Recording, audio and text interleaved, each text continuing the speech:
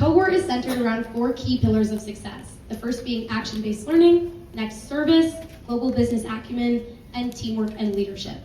These pillars are highlighted by our trips to Chicago, San Francisco, Brazil, and our recent expansions into Seattle and New York. Both on these trips and throughout the year, we are able to hear from senior leadership across a variety of different industries and organizations. I promise, for those of you who criticize sometimes, we're not all on vacation all the time.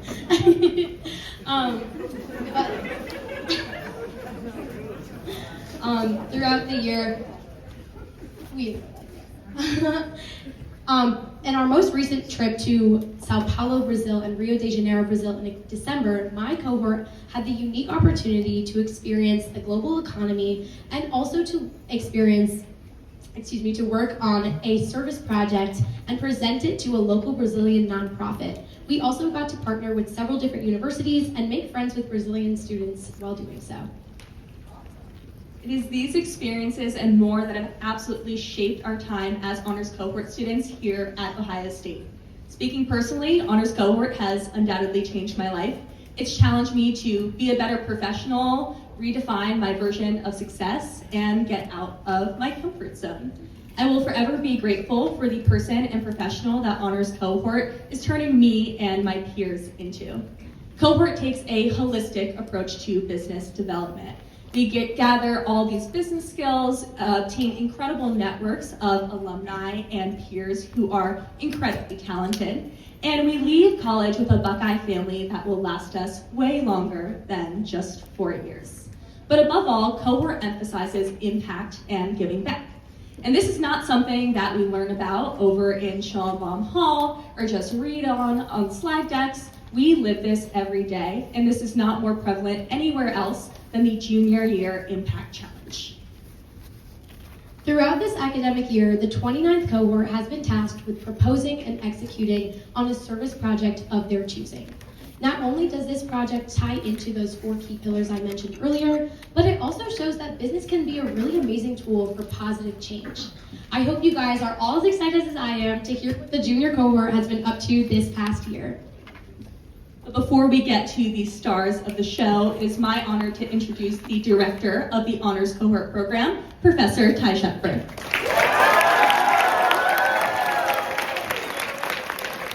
Thank you, Aaron and Isha, and welcome everyone to 10th Annual Honors Cohort Exhibition Night. How about that? It's amazing how far we have come as a program, and this is going to be a night of inspiration and totally a night of celebration of our amazing students.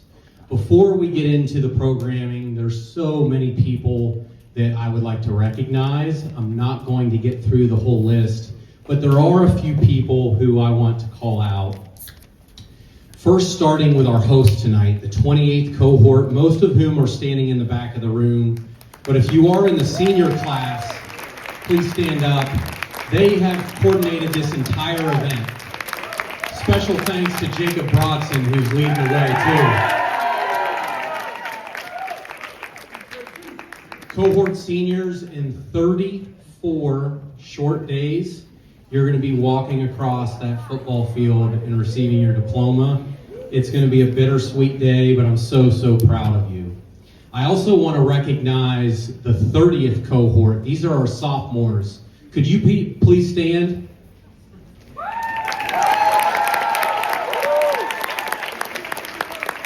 This is the group who has just joined the program, and they'll be officially starting next fall. Definitely check out these presentations because the bar is going to be set for you to achieve beyond that next year. Okay, and you all will meet our 29th cohort here in a short while as they present out on their presentations. Okay, so the cohort program itself. For those of you that aren't aware, it is Fisher's preeminent leadership development program where we work really hard to create and simulate a 2-year MBA-like experience. It runs junior and senior year, and it's a small, tight-knit community of amazing students. They take several of the core business classes as a small community, And as Aaron and Isha mentioned earlier, we get to travel all around the world. And all of this is possible because of our generous alumni, many of whom are sitting in this room. Can we please give them a round of applause?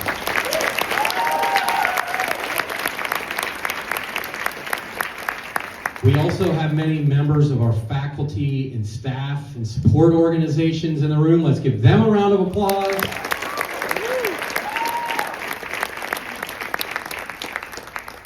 And to get to the keynotes of the night, I want to share a little more about the Impact Challenge. And to do that, we have a short video. Go ahead,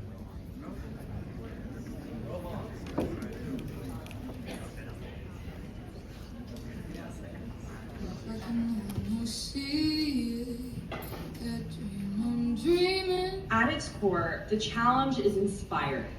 Make a real and tangible impact on the world. Impact projects can be done on a local to a global level, but the idea is that students are making a direct impact on the communities around them.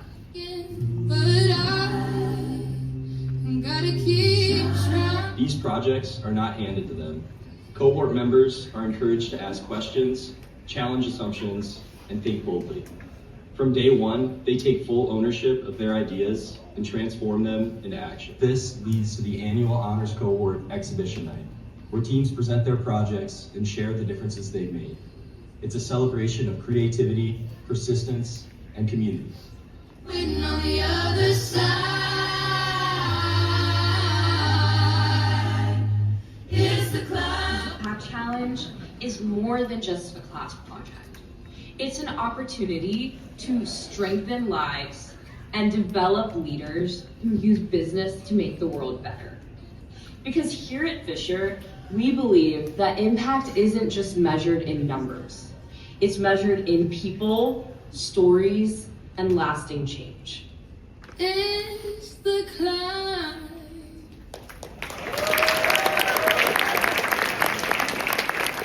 So if I take you back to the beginning of the academic year, in early September, we kicked off the project.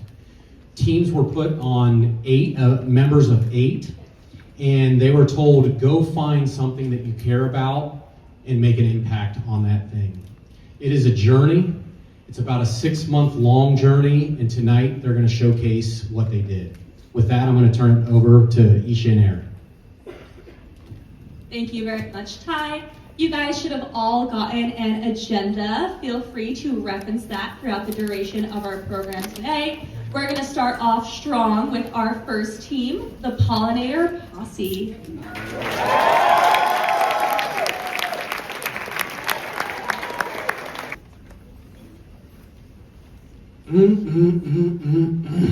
Man, is that beautiful. Well, over the past year, it was our mission to impact this world as much as we possibly could. We searched far and wide for the groups that impact the world in the biggest way. First, we looked at trees. Trees are the world's lungs. They sequester carbon dioxide and produce oxygen essential for all life. In fact, can everybody take a deep breath for me real quick? Thank the trees on the way out, that one. We couldn't impact them, so we took our talents to teachers, people who devote their lives to uplifting the future generations of humanity. These people work in the most important jobs in the world, but we couldn't find a way to impact them either. So we looked elsewhere. We looked bigger. We zoomed out, and we found a group that impacts the world in such an amazing way, yet is so underappreciated. One that contributes over $500 billion to the global economy every single year. 75% of all crops exist because of them. And 1 out of every 3 bites of food that you guys all just ate is in your bodies because of them. Of course, we are talking about pollinators. Woo! Yes, these are the butterflies and bees that feed on flowers and spread their seeds. Pollinators are amazing, but right now, more than ever, they need our help. The monarch butterfly population has declined by about 80% since 1990, with about 40% of pollinator species at risk of extinction. So why is this happening? The pollinators have nowhere to go and nothing to eat. Their habitats are being destroyed by the use of pesticides and the construction of new homes and roads. So if these pollinator habitats continue to get destroyed, it wouldn't just be an environmental issue. It'd be a food security issue and an economic one. Crop yields would shrink, leading to super high food prices, and entire industries like chocolate and coffee would go away. So you're asking, what would we do about it? It was our mission to reform these lost pollinator habitats right here in Columbus. And hopefully our passion will pollinate the neighboring cities and eventually the whole world. This is a phenomenon we like to call the butterfly effect. Now before we get into the rest of our presentation, we'd love to show you a quick video of our adventure.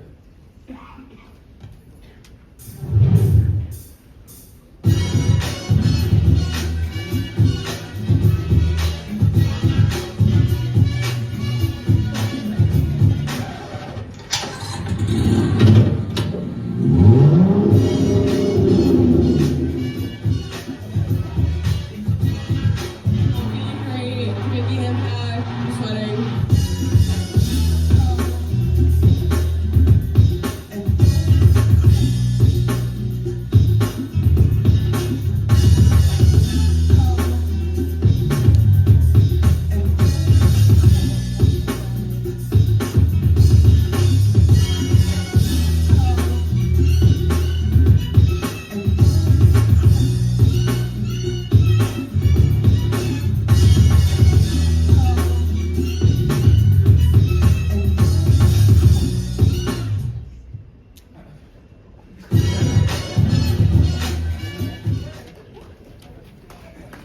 I just love that, don't you guys? Good evening, everyone. My name is Luke Lavelle, and it is my absolute pleasure to introduce the rest of my team, the Pollinator Posse.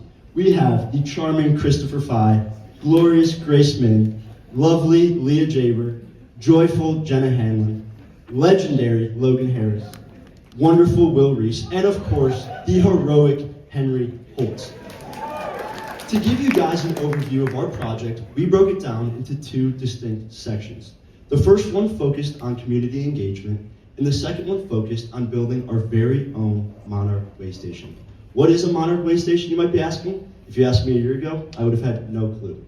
It's essentially a plot of land or garden with native plants that monarchs can use on their migratory journey from Canada to Mexico.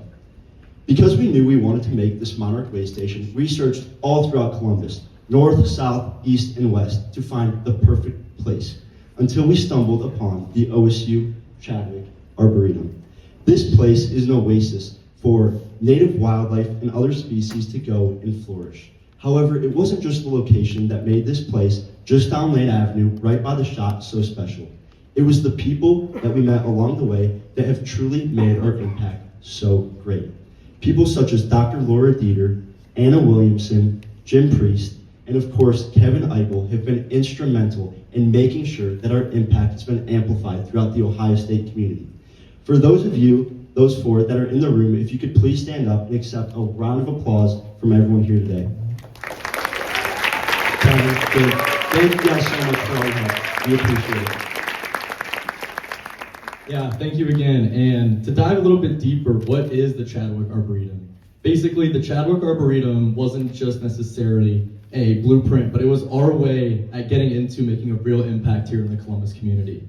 Basically, the Chadwick Arboretum was our way of using the pollinators or the planning and preparation into talking to different professors, like one of Denise Ellsworth here. And she mentioned above the Monarch Way Station blueprint, and this was our opportunity at implementing this once the weather get nicer. Unfortunately, a lot of you know Columbus, Ohio weather, and it doesn't go very well throughout the early months of the spring. So we didn't want to sit back, but we wanted to be proactive. So we went to winter seed sowing. Winter seed sowing was our way of basically using different seeds and implementing them throughout the soil, and then stratifying them so that when the time becomes right, we can put them in the ground. But first, how did we get to our outdoor setup? As you saw from the lovely video above, you probably saw the huge brush hog, or me carrying huge things of trees that gave me a couple cuts. But basically, our outdoor setup was removing these honeysuckle invasive species. And from the honeysuckle, we were able to clear those out And then now, as the weather gets nicer and what Grace will touch on later, we'll be able to eventually implement this with their seed sowing and to then making it into a true community engagement day. So I can pass this over to Grace to talk about more of that. Thanks, Chris. I really appreciate that. So like Luke mentioned before, our goal as a team was not only to impact our community, but also to find a way to inspire and empower it as well. And we thought that there was no better place to start than our very own beloved Ohio State community that you guys are all a part of. The opportunity that we wanted to build within our community was first to make education around native plants and pollinators more accessible, but also more engaging.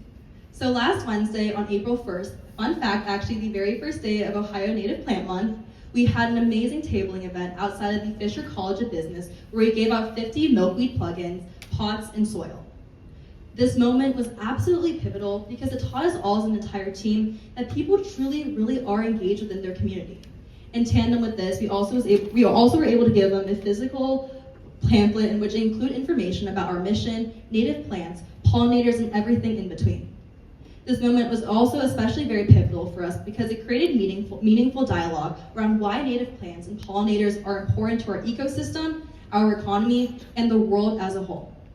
And finally, it inspired confidence and gave us the power to really have that momentum to keep our events going. Because it showed us that once the community has an ability and an opportunity to create change, they are absolutely ready and willing to take that. That being said, I'm now going to pass it over to Leah to talk a little bit more about our digital strategy. Thank you, Grace. Next, moving on to our digital presence. One of our main goals is to create a professional and accessible homepage for our impact. And that is where our website and Instagram come in. Our website highlights our mission, our team and process, as well as the future impact that we hope to make. To encourage community engagement, we also include our team's contact information, as well as an interest form for those wishing to support. Now, our Instagram serves a few key purposes. First, we use to spotlight our team members, like shown here, Chris, for example, to put faces to the project and show who's working behind the scenes. Second, we use it as an educational tool. Each week, we post Monarch Monday facts, which serve as quick, meaningful information to get people excited about our project. And then lastly, we use our Instagram to spread word about our upcoming events and community opportunities. For example, at our latest event where we passed out plugins, we had an advertisement of over 10,000 views and gave all of our plants away within an hour. So given this success, we will most definitely be using social media as a tool to continue to scale and promote our impact. Now we'll take a look at some of the grand statistics of our impact. These statistics help scale the size of impact our group is making. For example, between our different initiatives, we've planted over 12,000 new plants between our Monarch Waste Station, our milkweed plugins that we've passed out throughout the Ohio State community, and the plant seeds that we've distributed. Additionally, our garden space over at Chadwick Arboretum will not get forgotten. We are making numerous spots for our waste station plots around the 7,000 plus square feet of land allotted to our project that Chris touched on earlier. Now, I know we spent a lot of time talking about different plants and doing research these past few months, but if you were to take all these plants and plant them in a line, that would be 2.3 miles worth of plants side by side. Now, to kind of put that in perspective for you guys, if we were to go out to our shoe, that would be equivalent to walking 4 laps around the perimeter of the outside of the shoe. I don't know about you guys, but that's a pretty far distance. So now, one of the biggest problems that our group wanted to touch on was how can we help pollinators get their adequate food? So why is this important? Starting off, so one plant can feed about 80 pollinators each day. So with our scale of 12,000 plants, then that's enough to feed 960,000 pollinators in one single day. And if that number wasn't large enough, then over a 100-day season, then that is enough to feed 96 million pollinators, which that's kind of crazy if I do say so myself.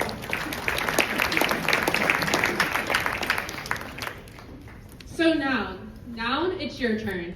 For months, this has been a behind-the-scenes operation. We spent weeks at the Arboretum clearing out the land, and then when Ohio winter hit, it hit hard, which meant we had to put a pause on the outdoor planting.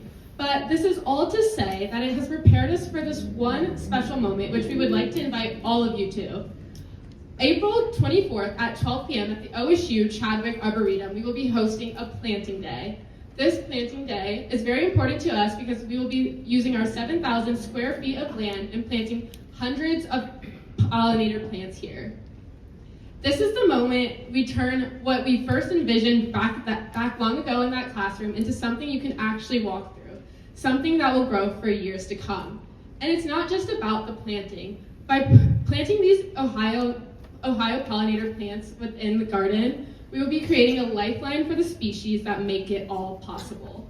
So we've cleared the land, we have the plants. Now it's time to bring the OSU community together, which is why I would like all of you guys to sign that QR code right there and sign up for April 24th. By signing up, you'll also be alerted of any changes that come about.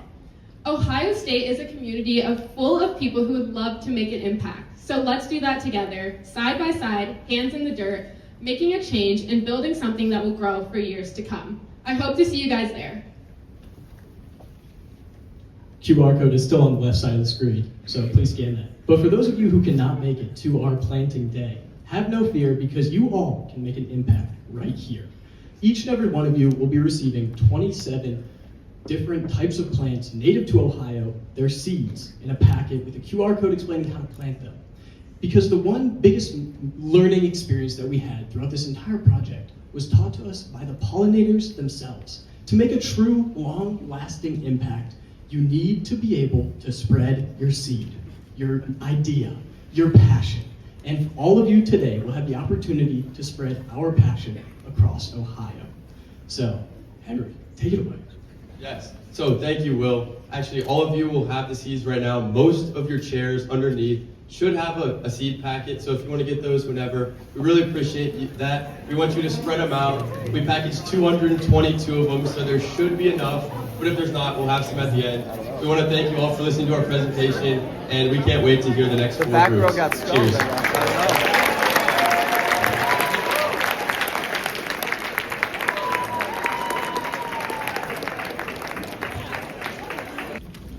Creating a healthier Ohio may seem like a big idea, but for us, it was far more personal. Because a healthier Ohio really just means that children can grow up and live their own lives they want to lead.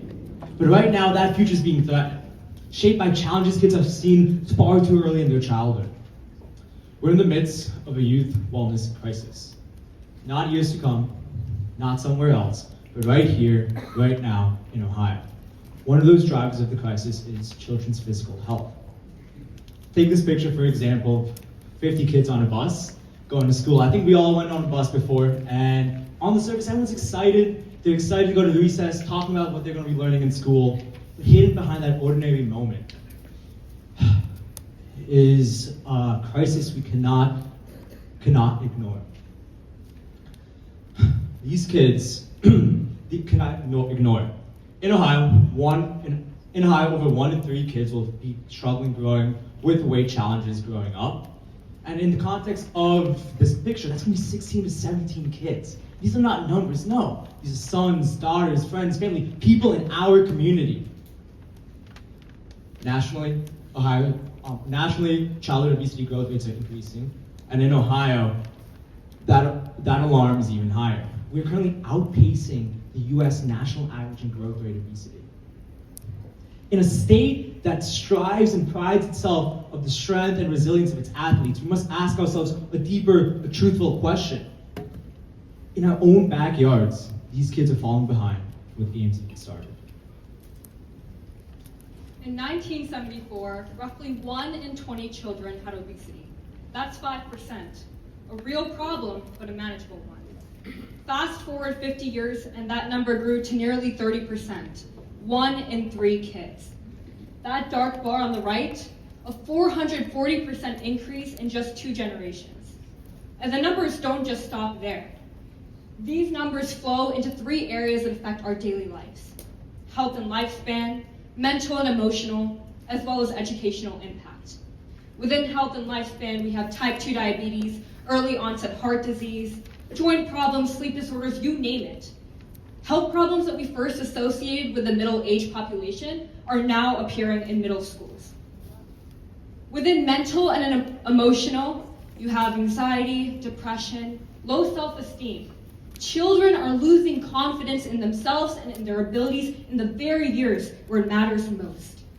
And last but not least, educational impact.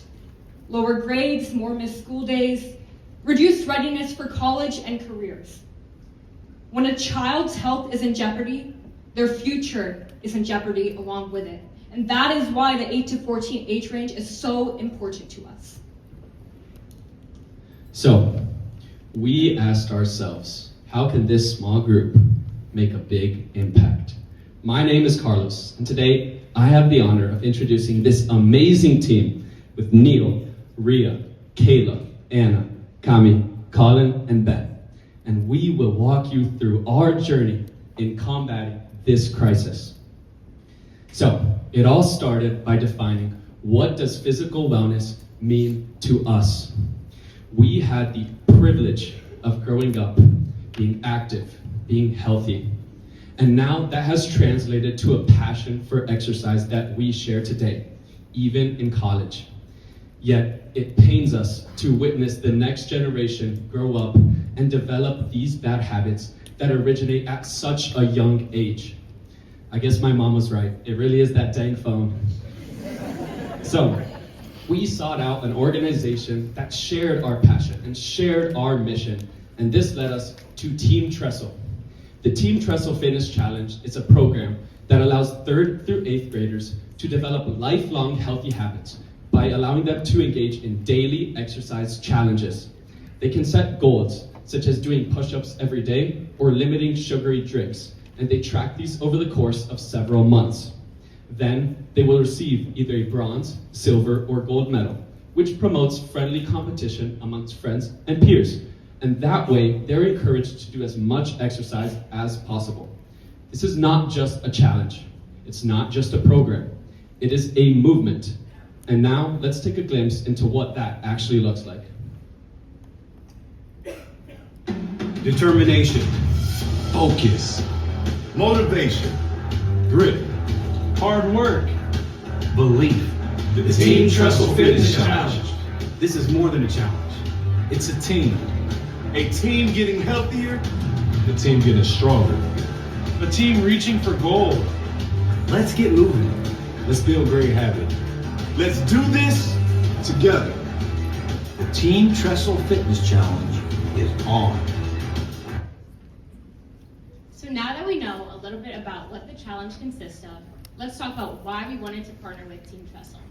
So after deciding we wanted to stay in the wellness space, we wanted to partner with an organization or a company. So during this process, we were lucky enough to be invited down to the Lieutenant Governor's office by 2 amazing employees, shout out Julia and Haley, and in this meeting, we exchanged different expectations from one another. Through this, we found that we are all aligned on one goal, to promote wellness within the younger generation and allow the future leaders of Ohio to stay confident. Something that stood out to us was that Team Trestle really valued collaboration, especially among our generation. And this is very important to us because Gen Z can often be overlooked today. And lastly, among a variety of things, by partnering with Team Trestle, we were able to make a huge impact, long-lasting and statewide. We first partnered with Team Trestle in September, and the actual challenge didn't start until February, which gave us a lot of time pre-challenge to really focus on their one main goal, increasing enrollment. At the time, Team Trestle had only executed the challenge once. So they were still looking for new ideas to experiment with to increase the number of students and schools participating in the challenge. So we created a 3-pronged approach: direct outreach, mass communication, and visual engagement. First, we utilized cold calls to personally connect with the schools. We were able to speak to them individually and really share the story of Team Trestle to get them excited. Then we focused on mass emails. This allowed us to have a wider reach throughout Ohio and really make sure that every single piece of information was easily accessible. Lastly, we focused on visual engagement. We created 2 informational workbooks that we sent to schools to really capture their attention. All of these approaches helped us to increase awareness around Ohio and make sure that students and schools were excited to participate in the challenge. Thank you, Anna. As we started our journey, we realized early on that educators are really busy people. How many people in this room have children or interacted with kids before? Now imagine taking care of thousands of students. It is not easy, right? When we got started, we made tons of calls, but were met with voicemails or, "Can I call you back later?" And we realized that it wasn't a lack of interest, but rather a lack of time. So we decided to shift our approach and introduce webinars. We sent them through email, allowing educators to access them whenever, wherever they wanted to. But most importantly, the webinars allow us to show up as people, to tell those stories and create genuine connections with the schools. We did so by creating 2 webinars. First, our introductory webinar talk about the challenge, its impact, and how to get access to it. Then our workbook walkthrough talk about the workbook and other tools available to them. And we saw a huge success with webinars, with thousands of schools signing up for them, engaging with the content, and returning back through replays. And most importantly, we saw them move forward with the challenge. So yeah, now you have all heard a lot about what we did. I'm sure you're all thinking, how did it go? So let's take a look at the numbers. Starting on the left side of the screen, you'll see the student enrollment data. So in round 1 of the challenge, they had 183,000 students participate in the challenge. After our work, we got that number to nearly 400,000 students enrolled in the challenge, more than doubling the program in less than a year. Very similarly, on the school level, there was about 700 schools signed up for round 1 of the challenge. And once again, after our work, we got that number to around 1,400 schools, once again, doubling that participation. I did also want to mention that not only did we grow the program, we also expanded the reach of that program. There is now a school participating in all 88 counties across the state of Ohio. It's definitely results we're proud of.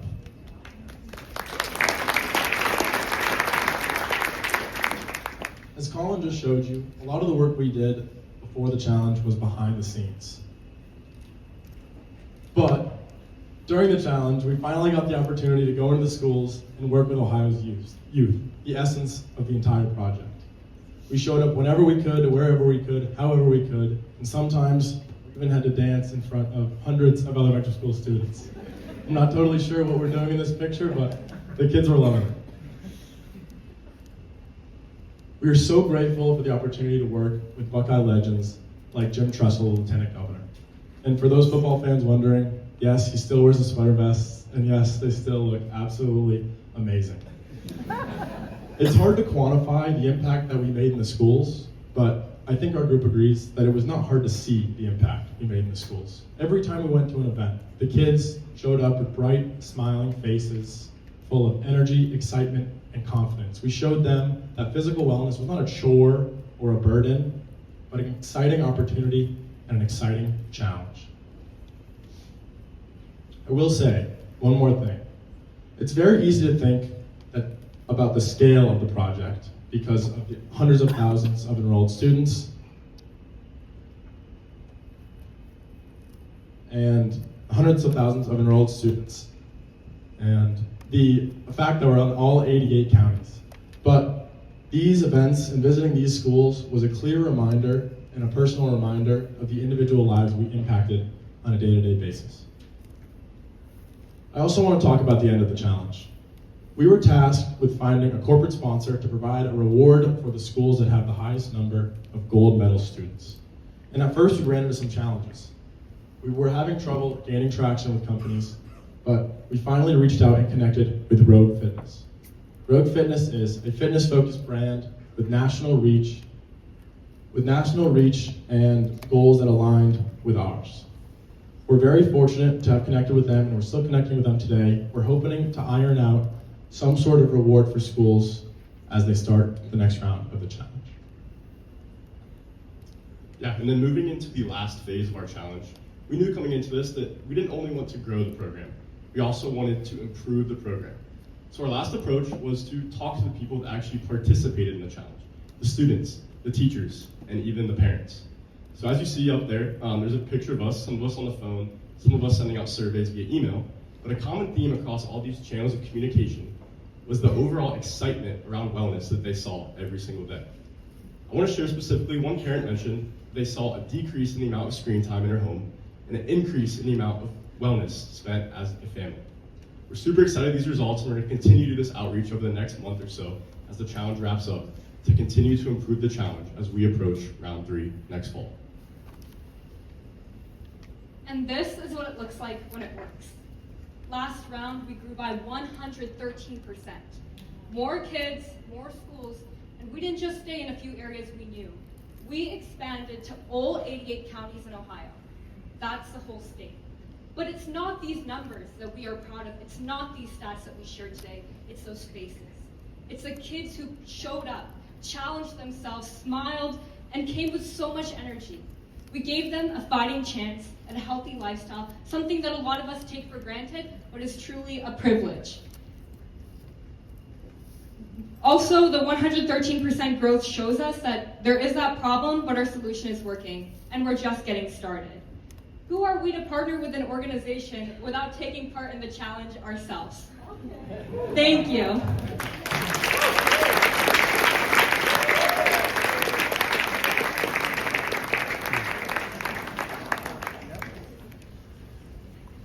When I say magic, you might think it's impossible, fictitious, or fabricated. But when we think of magic, we think it's in the small moments, like making someone smile, or in the big moments, like helping someone achieve their loftiest goals, or helping a kid realize that they can live beyond their illness or condition, not without fear, but knowing that they have the people around them and the environment to grow and thrive. With that belief in mind, we decided to make as much magic as possible with Flying Horse Farms for our Impact Challenge. Before we begin, let's dive deeper into what exactly is Flying Horse Farms.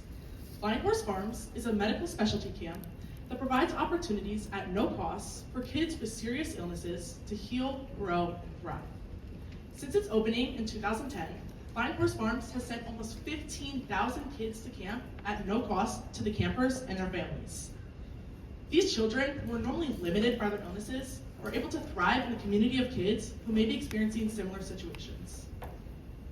Camp is made up of the buildings and the campfires and the fun games, but even more than that, at its core, camp is the people. Camp is Liam. Liam was born at 26 weeks old, weighing just 11 ounces, and given a 6% chance of survival. Liam has medical complexities that most of us don't have to deal with in our life, but camp gave Liam the magic to make new friends and to feel independent for the first time. Liam even said that camp felt like the Disneyland of all camps. Liam also has one of the best dabs that I've ever seen in my life. And look at that form. Camp is also Bree. Bree was born with a medical condition that affects her joints and her muscles. But camp gave her the magic to meet other people with the same experiences as her and meet new friends and not feel like she was limited by her condition or her illness. Camp is also Alex. Alex lives in Columbus and works at Abercrombie.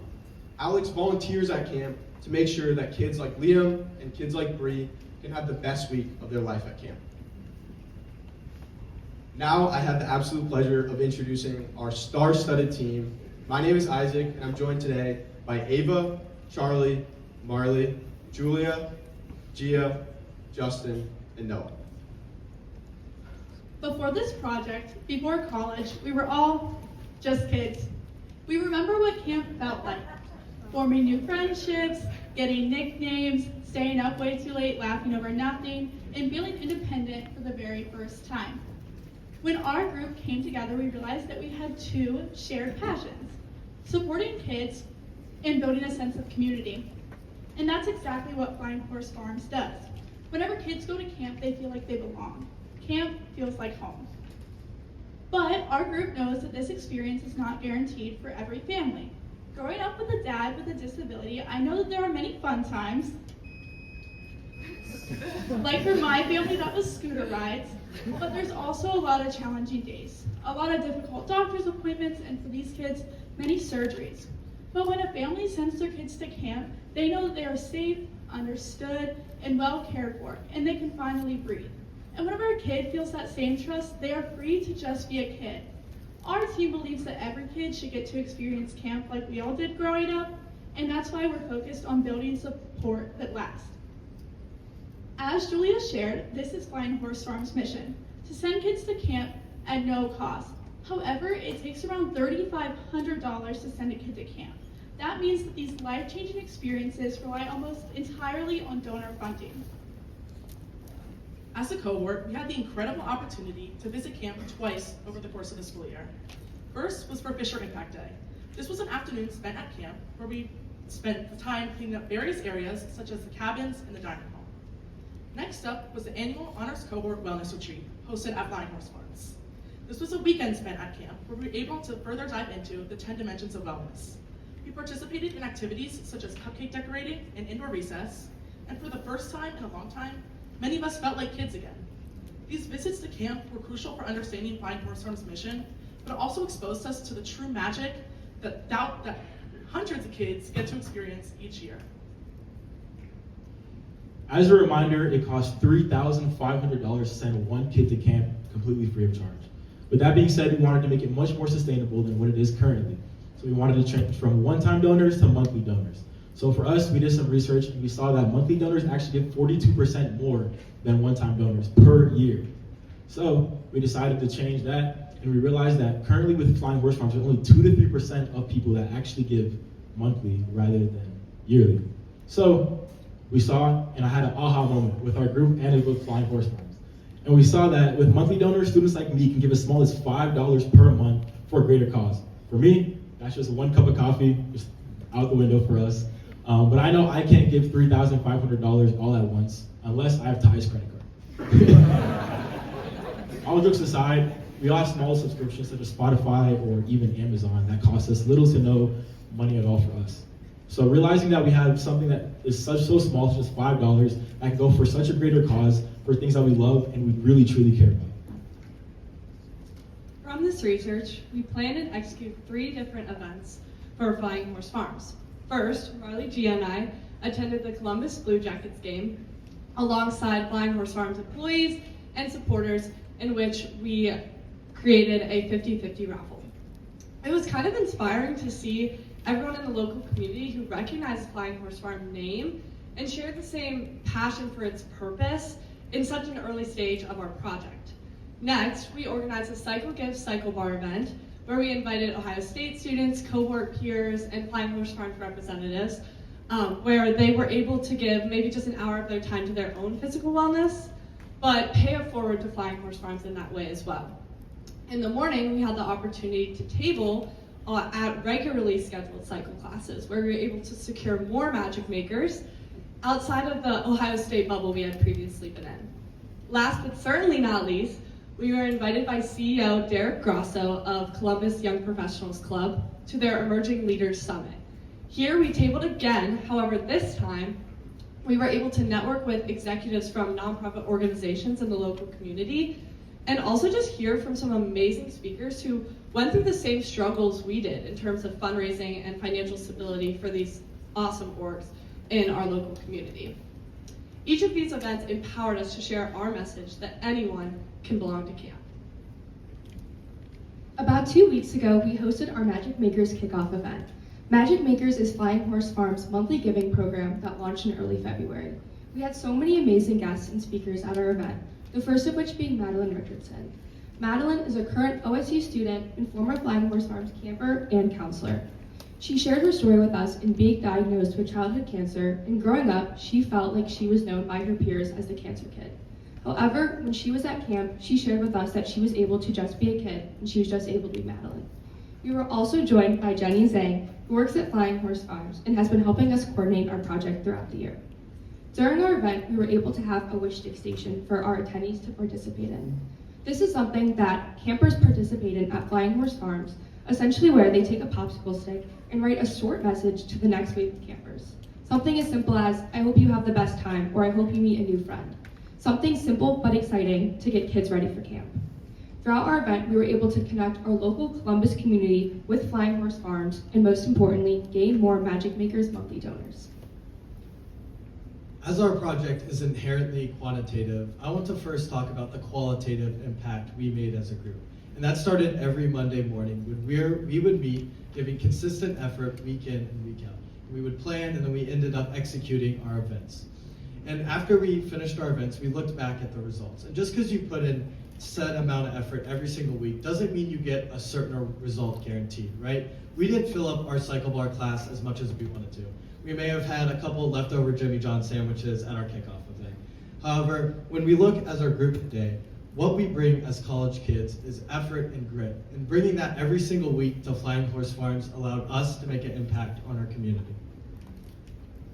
Now, while we can't qualify the amount of impact that Flying Horse Farms truly can have on every single camper, we are able to put a number to the amount of impact that our group has had over the past few months. So as you can see, we have talked to over 170 cohort alumni, 150 young professionals within the Columbus area. We were able to gain about over $2,000 during our 50-50 raffle. Excuse me, that just went to Flying Horse Farms and directly to the kids, while also networking and talking to over 20,000 different CYP members, which is really incredible through our newsletter, just telling them more about what Flying Horse Farms is and how their money can be allocated and really make an impact in the world. But above all that, the number that we're really excited to share with you guys is $3,120, which has been registered and put through the Magic Makers program, which has only been started and kickstarted only a month ago. So we're really, really proud of it because this number will only continue to grow, and it's really awesome to see how much of an impact we've made in just in a short amount of time. And just to kind of put this number into a little bit more perspective, this amount of money can get you 6 different archery sets, 124 ukuleles for all your ukulele players or people that love to find their passion in music, and it can get you 624 meals. And I remember as a camper, I used to love mini corn dogs, and so this is a ton of mini corn dogs that they're going to be able to get and provide this awesome opportunity for all the campers. So you might be curious, like, wow, these students have truly made such an impact, and how's it going to continue in the future? And we'd love to share that we've thought of 3 main ways of being able to do that. The first is by sharing what we've learned in our yearly event. We had a lot of success, while also a few setbacks and failures that we kind of recognized. And we want to be able to give that information to Flying Horse Farms so they can have future groups continue to raise awareness for this amazing program. Second, we want to have continued support through the Magic Makers program, which, again, to reiterate, is an awesome program that's not a one-time, like one-and-done donation. It's you donate continuously over multiple months, which will provide and assist Flying Horse Farms into all of the money that they will need. And then lastly, we have provided Flying Horse Farms with a donor newsletter, which will continue to emphasize our need for allowing transparency into where the donators' money is going and how it's making an impact on the program. All of this being said, I think it's just as important to show you all how we created magic for camp.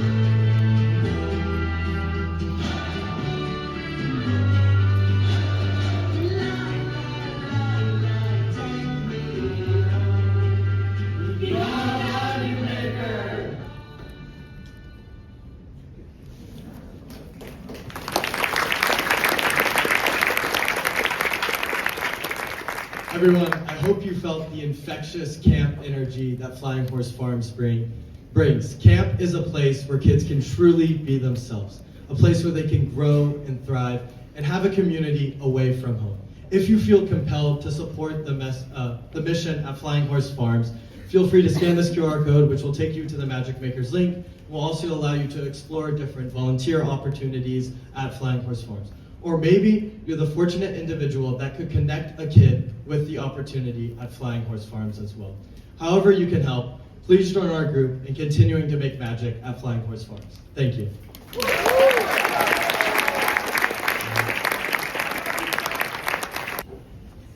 Ohio is the 5th worst state at recycling in the United States. But what does that ranking mean? It's based on a few key factors, such as the overall recycling rate, how much each person recycles, and whether there are policies in place regarding bottle bills or curbside programs, which Ohio has neither. But this doesn't just affect how much we recycle, it affects how well we recycle. And when systems aren't clear or accessible, people start guessing what goes in the bin. And this leads us to another major issue, contamination. Yes, contamination. And how many of you guys know what recycling is? Raise your hand. All right, good number. But essentially, what happened is that in recycling, a lot of the items that people are unsure, they just throw it in the recycling items, and hope magic happens. But it doesn't. It ends up contaminating the whole recycling bins, and everything ends up in the landfill. All right, let's see if we have any wish cycling warriors in the room with us tonight. Can I get a few volunteers for a little recycling pop quiz? Back there? Greasy Pizza Box, can you do it? Yes. No. No grease. No grease. Can't. Shredded paper, can you do it, Mohit? Tell us. Yeah, it's just paper. No. Too small. Can't do it. Can't be done. All right, some low-hanging fruit. Bridget Rhodes, tell us. Clean bottles. Yes, you can. Bridget, you just earned yourself a spot on the team. Be in touch. Okay, last but not least, Mr. Ty Shepard, red Solo cups. Yes or no? Yes. No. Can't do it. Can't do it. So, as you can see, we're all a little fuzzy on our recycling, but Columbus landfills are the ones that pay the price for this confusion. 500,000 tons of waste reach Columbus landfills each year. 76% of this waste can be diverted to recycling or composting instead. By the time the 29th Honors Cohort is about 50 years old, our landfills in Columbus will reach capacity, and we'll lose the ability to store our waste here in Columbus. Recycling contamination and toxic waste have detrimental effects beyond just filling up our landfills. They have detrimental environmental, financial, and health and safety burdens. Our landfills emit two main toxic greenhouse gases, methane and CO2. Methane warms the planet 28 times faster than CO2, and our landfills account for 14% of methane emissions here in the United States. Additionally, recycling contamination costs the U.S. over $3.5 billion each year. And worst of all, our landfill emissions raise the risk of birth defects by 12% for families living within 1 mile of a hazardous waste site. So the numbers are clear, but change is needed. But how can we get the heart of America back to the top? It starts with us. Hi, I'm Anna. This is Zoo, Maddie, Rachna, Aryan, Srimai, Matthew, and Jack. And this is our story. So I want to take you all back to the fall of 2023, when the 29th cohort first moved into dorms here at The Ohio State University. Back in the dorms, we had the opportunity to recycle with bins available to us provided by the university itself. When we moved off campus this past fall, we lost that ability. So when our group first came together to figure out where we could make an impact, sustainability was a common theme that kept coming up. We just weren't sure how to tackle such a big problem. One night, I had the squad over at my house. We were up pretty late, brainstorming some new ideas, and while we didn't make much progress, at the end, Jack decided to go recycle a red Solo cup when Russia swatted it out of the air and said, "Don't."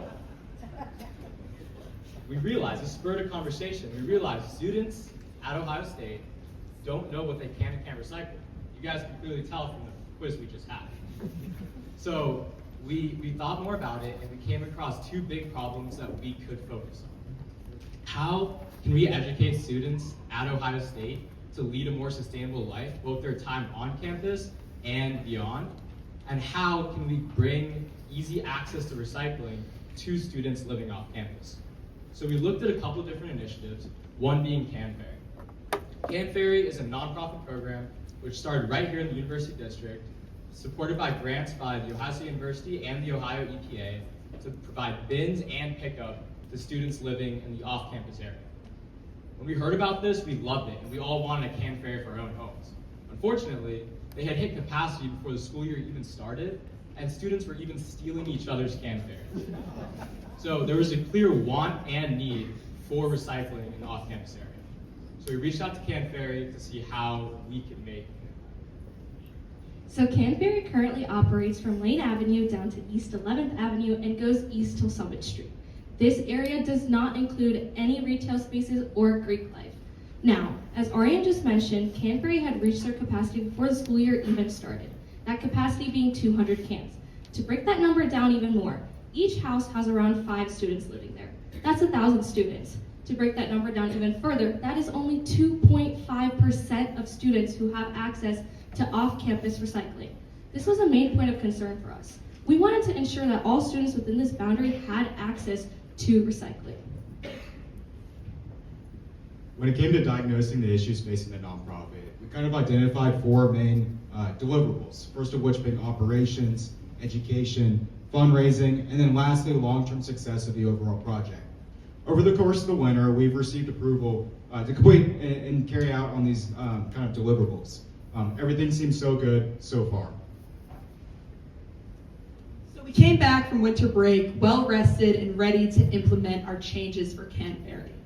But we got some pretty big news. They were undergoing major leadership changes. And up until that point, they had been funded by an Ohio EPA grant, which was matched by the university. But now they were going to be transitioning to being run by the city of Columbus. So this effectively changed almost all aspects of our project. We could no longer help them fundraise, and we could no longer help expand their operations or boundaries. On top of that, communicating with them and planning events together became much more difficult. So, what did we do? Well, we still had a passion for sustainability, and we really wanted to help this organization. So we pivoted and came up with a whole new set of goals. As you guys can see from the quiz, we're a little spotty on what we can and cannot recycle. One of my roommates literally tried to recycle an entire rotisserie chicken into our Canterbury at the beginning of the year. So for these reasons, we decided that educating the campus on recycling in Canterbury was going to be our #1 priority. On top of that, we also wanted to gain the skills necessary to work with a third-party organization who is constantly facing unexpected changes. And lastly, which Jack will expand on, we wanted to expand Canterbury's network and also help better the experience for households already in the Canterbury community so that they continue to use Canterbury. Thanks, Maddie. Given our accelerated timeline and our need to make impact fast, we thought in the March calendar, what is something that we can rally the student body around? And what better than NCAA men's and women's college basketball tournament, also known as March Madness. And we decided we'd create our own incentive-based program called Recycling Madness. And it's very simple. If a house recycles 100% full and 100% clean, they're eligible to win a variety of prizes, including merchandise, free food, and our own Canterbury branded reusable party red Solo cups. Now, the tournament began at the beginning of Sweet 16 and ends tomorrow night. And I'm proud to say that today we delivered our first set of prizes to the Canterbury Network. Now, I know last night the team up north won the national championship, but we have our own champions here at Ohio State with the Canterbury Challenge. It's very simple. The more you recycle, the more you're rewarded, and the impact is clear. We saw a 25% week over week increase in clean and full recycling, which shows the power of incentives and how these small habits can form into long-term change. So as Maddie mentioned, awareness was key in educating our students on the importance of recycling. In order to do this, we worked with 5 different student organizations that we were a part of. We were able to talk to over 420 students on not only what Canterbury is, but why keeping our campus clean is so essential to us. We were also able to facilitate a talk by the director of Canterbury herself. Another way we were able to spread awareness is pairing up with Time for Change this past week during their annual Sustainability Week.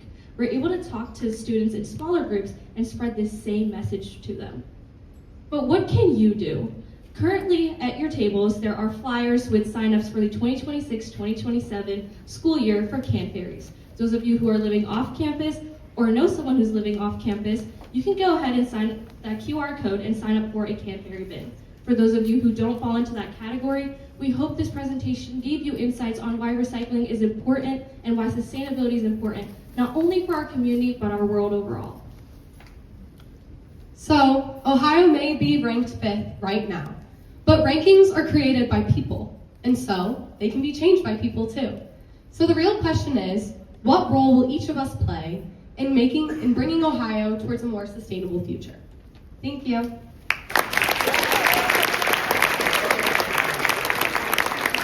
So first, I guess I want to take you back, like Ariane did, and tell you a little bit about how this all started. So we were introduced to this project, and the challenge was simple.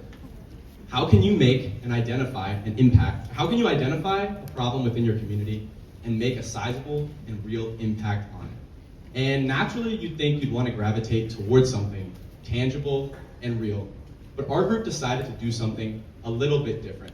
See, we chose a problem that doesn't announce itself in the hallways. It's not always present in the classroom. And each and every one of us in this room are guilty of walking by it every day and not recognizing it in the people closest to us, and sometimes not even recognizing it within ourselves. I say that because we all, as members of the Ohio State community, are affected by this, whether we like it or not. We've lost members of our community, members of the Fisher family, people who were once here but are now not. And I say this because it's moments like those that make us realize that this project is not an educational responsibility, but rather a social one. A social responsibility to make the community that we're a part of here at Ohio State a healthier one, both physically and most importantly, mentally. Because we realize that a problem like mental health and wellness is invisible, and oftentimes the people who are experiencing that same problem feel invisible. They don't raise their hand, they don't ask for help, not because they don't want it, and not because that help isn't real, but because they have never been made to feel that that help is real, reachable, and made for them. And so that was the gap that we set out to bridge. Not how can we, as 8 students, tackle mental health by ourselves, but how can we be liaisons to bridge the gap between the people in our community that are silently struggling and the resources that are out there to help them. So that was our impact challenge. And so what you're going to see is everything we learned, did, and all the people who helped us along the way. But first, let me introduce the team. My name's James McCann. I'm joined by David Andrew, Malcolm, Kai, Pooja, Serena, Jennifer, and Aaron. We started our journey by asking Ohio State students a simple question. How familiar are you with the mental health and wellness resources that are available to you at Ohio State? And the results we found were quite surprising. 14% of students we surveyed said that they were very familiar with these resources. 29% of students were not familiar at all, and 57%, which is what we zeroed in on, were only somewhat familiar. The 14% of students who are very familiar were the only ones who have ever used these resources. So it's not that students don't know that these resources exist. They're just stuck in this gray area where their understanding isn't actually enough to take action. So right away, we saw a gap. But not a gap in resources like we had originally thought, but perhaps in awareness. And this is where it really hit us. When we asked students where they would turn to when experiencing a mental health or wellness concern, only 3% of them cited on-campus resources. 3% translates to hundreds of Fisher students and thousands of Ohio State students who are not using resources available to them when they are in a time of crisis or need.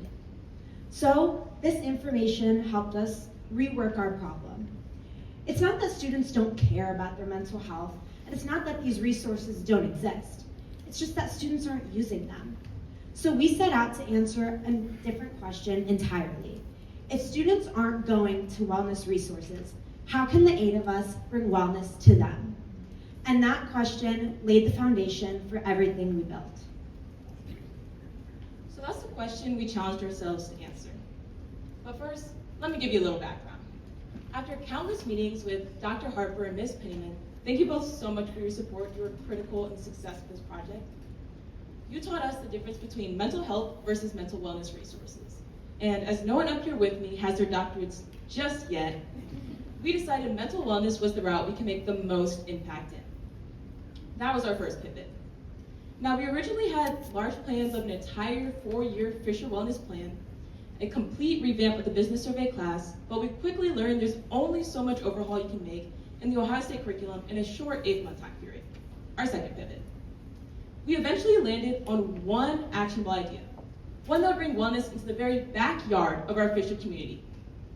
We envisioned not just a day, but an entire week of programming that would move students beyond just learning about and actively participating in wellness initiatives, really ingraining wellness into the fabric of our Fisher community.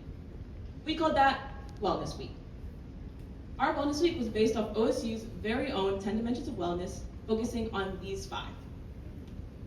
So what did we actually do? Well, before we wanted to bring anything to the 9,000 students here at Fisher, we wanted to test out what we could do with our very own Honors Cohort program. The 28th Honors Cohort at the beginning of this semester put on an amazing Wellness Week at Flying Horse Farms. And this was the perfect opportunity for us to test out a few of our ideas. We did things like cupcake decorating, general bonding, and even recess. Recess was the right place for us to test out our ideas. We did things like dodgeball, foursquare, and sharks and minnows. And after that, we felt like a kid again. It brought that sense of childhood nostalgia that we all miss. We felt that sense of being in the moment that we haven't felt in a long, long time. That feeling is what ultimately brought us to Wellness Week and why we wanted to share that feeling with everyone in Fisher. We wanted to kick off our Wellness Week with a run with Dean AC around campus, but unfortunately Ohio had different plans. What was supposed to be a very sunny and warm morning turned out to be snowy and cold unexpectedly. So we had to cancel the run, but instead used the time to interview the dean about wellness here at Fisher.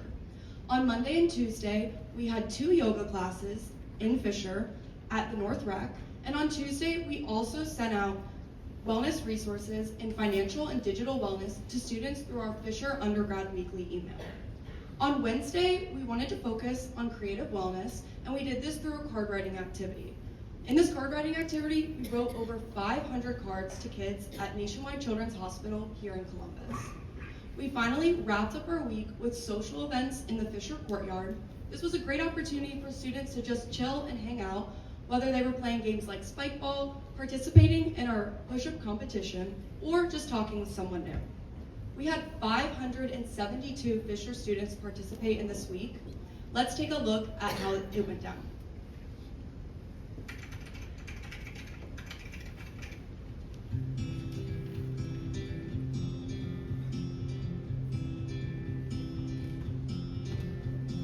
Hold on to me as we go, as we roll down this unfamiliar road. And although this wave is stringing us along, just know you're not alone, 'cause I'm gonna make this place your home. So now it'll all be clear. Don't pay no mind to the demons, they fill you with fear. The trouble it might drag you down. You get lost, you can always be found. Just know you're not alone, 'cause I'm gonna make this place your home.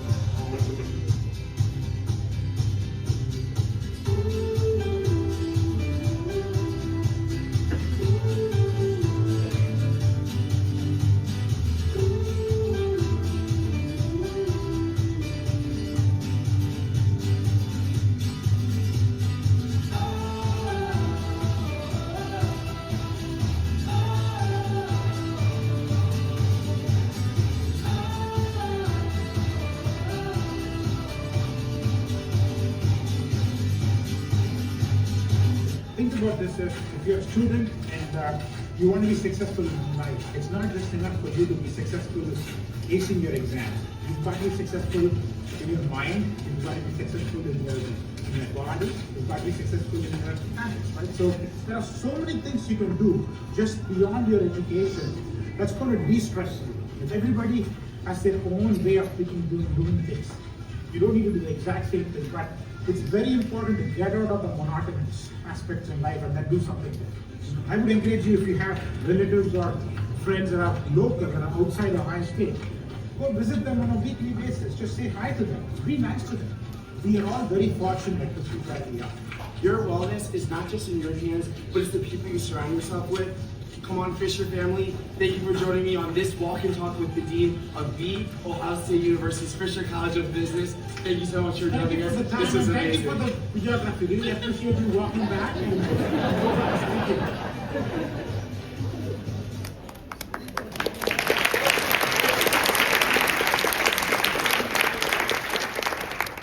As you guys can see, Jennifer was not joking when she said Ohio had different plans for a run at the end with all the snowy weather.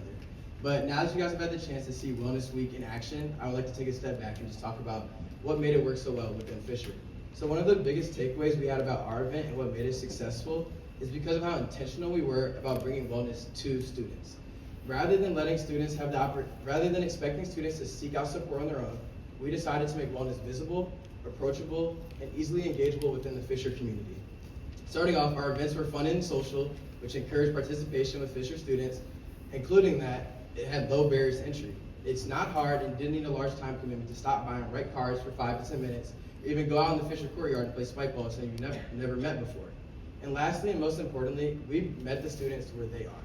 We brought these events to the Fisher campus within the Fisher community, and we made it easily accessible for students, creating a sense of wellness that felt real and felt like a valued part of the student's life here at Ohio State.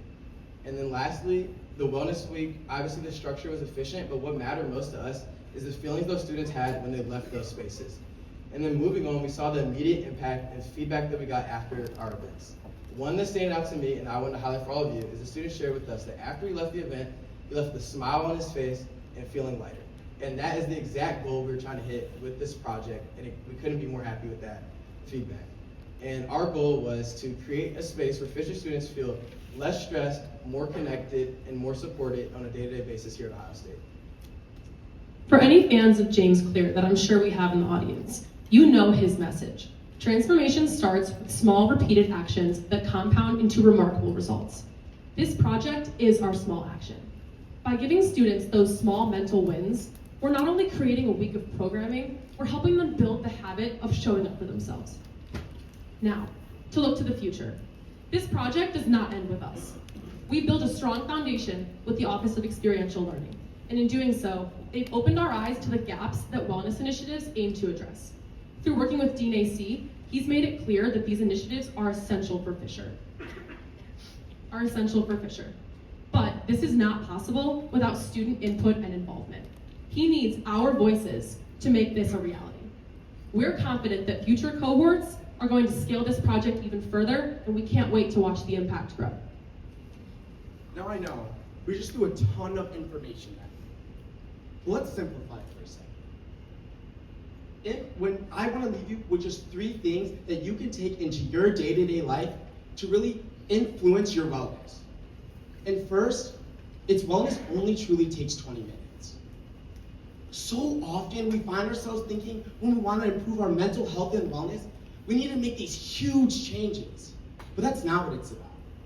It's about taking 20 minutes to go write a card for somebody that you love. Call someone you haven't talked to in a long time. Or even just go on a run. But it's not just what you do. It's how you do it. You must be absolutely intentional with disconnecting. So often when we try and disconnect, we're still on our phones, thinking about all the work emails we have to respond to, all the homework we have to get back to that we could be doing right now. But stop that. Put it down. Put down the work. Get away from school. Get out of that monotonous routine that you just heard the dean talk about. And really disconnect. But finally, and most important, and for all my Fisher students in the room, we need your help with this. Wellness takes a community. It can't just be one person. It can't just be a small group of students like us up here. Tennille, Gavin, Leah, it takes students like you to push wellness. Ty, it takes teachers and faculty like you. And even you, Mom, alumni. We need all of your support to truly ingrain wellness into the fabric of Fisher. Let's turn this Fisher community into a Fisher family. Thank you so much for coming, listening to our presentation and everyone else's. We hope you're ready to go make your own impact, and thank you so much.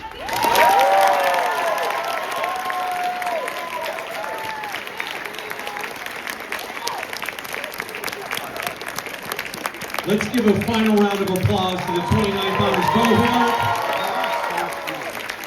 So, to kind of close out, you saw one aspect that is core to the program, and that is of service. But we've done so many things throughout the academic year and had so many special moments. So to close, we're going to show one more quick video.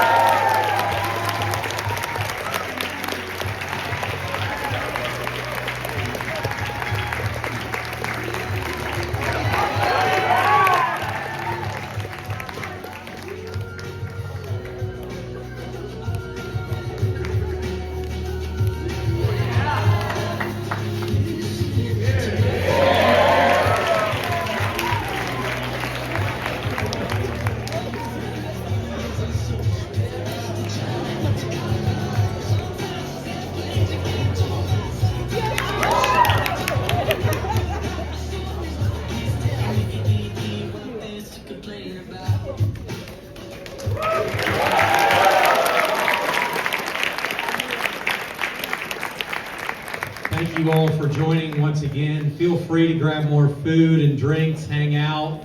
But it was a wonderful evening, and thanks for sharing it with us. Go Bucks!